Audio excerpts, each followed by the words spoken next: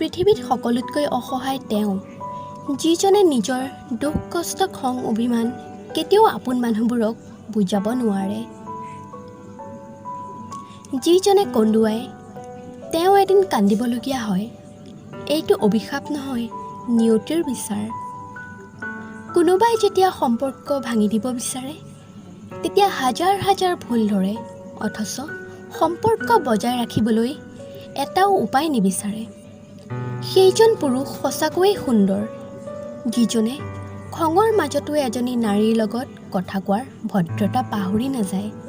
দূৰত থাকিও ভালপোৱা হয়, যদি ভালপোৱা মনৰ পৰা হয়।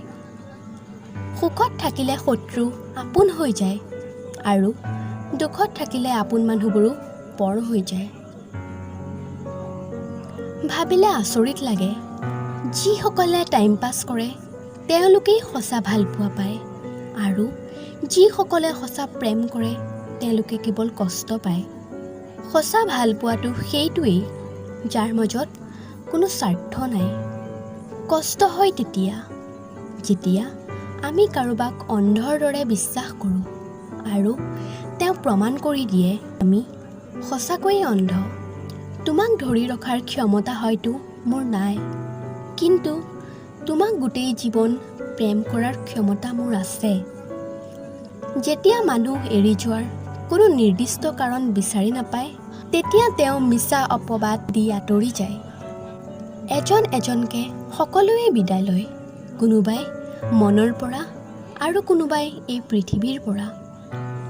কিছু মানুহৰ প্ৰকৃত ৰূপ প্ৰকাশ পায় তেওঁ প্ৰতিষ্ঠিত হোৱাৰ পিছত। তেওঁ তোমাক সঁচাকৈ প্ৰেম কৰে কি নাই এইটো প্ৰমাণ কৰিবলৈ তেওঁক এই প্ৰশ্নটো কৰা।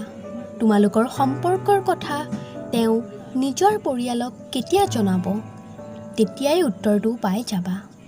সকলোকে ভালপোৱাৰ বিনিময়ত ভালপোৱাই যে পাব তাৰ কোনো গেৰেণ্টি নাই।